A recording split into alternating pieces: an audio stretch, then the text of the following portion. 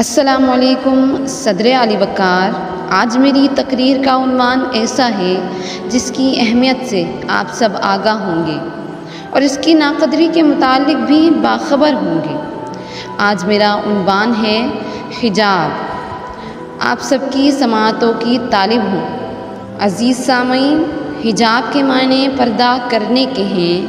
حجاب سے مراد یہ ہے کہ عورت اپنے مکمل جسم کو ڈھانپے اور نامحرم کے سامنے بے پردہ ہو کر نہ جائے۔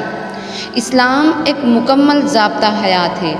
اسلام نے عورت کو اپنے باپ، بھائی، بیٹے، ماموں، چاچو، سسر، غرض ہر محرم کے سامنے ستر ڈھانپنے اور نامحرم کے سامنے حجاب کرنے کا حکم دیا ہے۔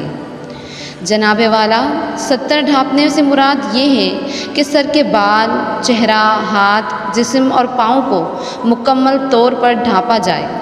ہمارے معاشرے میں اس قسم کے پردے کو شرعی پردہ کہا جاتا ہے، اور افسوس کے ساتھ شرعی پردہ کرنے والی خواتین آج کے زمانے میں آٹے میں نمک کے برابر بچی ہیں۔ مزید افسوس تو اس بات کا ہے کہ ان خواتین کی بھی کسی جانب سے کسی قسم کی حمایت نہیں کی جاتی، بلکہ انہیں زیادہ تر مخالفت کا سامنا کرنا پڑتا ہے۔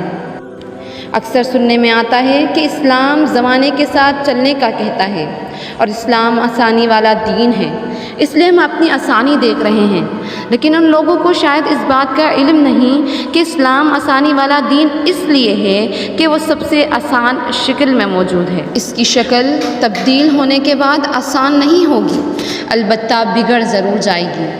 عزیز سامعین، ایک اور بات کہی جاتی ہے کہ حیا نظروں میں ہونی چاہیے، جبکہ ایسے لوگوں سے پوچھنا چاہیے کہ پھر قرآن میں اللہ پاک نے نبی صلی اللہ علیہ وآلہ وسلم اور مسلمانوں سے مخاطب ہو کر پردہ کرنے کا حکم کیوں دیا؟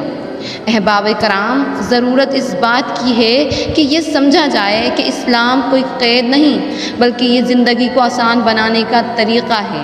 حجاب کرنا دقیانوسی ہونے کے مترادف نہیں، کیونکہ کپڑے انسان نے تب پہننے شروع کیے جب اس نے ترقی کی، اور حجاب کرنے کے بعد اگر گرمی برداشت نہیں ہوتی تو سوچیں آخرت میں جہنم کی گرمی کو کیسے برداشت کیا جا سکے گا۔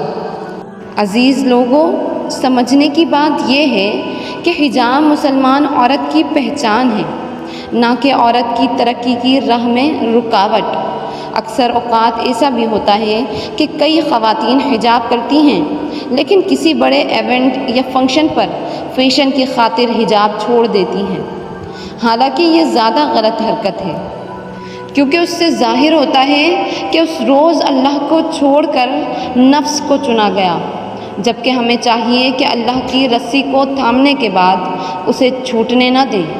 اس دعا کے ساتھ آپ سب سے اجازت چاہوں گی کہ اللہ پاک تمام مسلمان خواتین کو حجاب کرنے اور اسلام پر عمل کرنے کی توفیق عطا فرمائیں۔ آمین۔ آپ سب کی سماعتوں کا بہت بہت شکریہ۔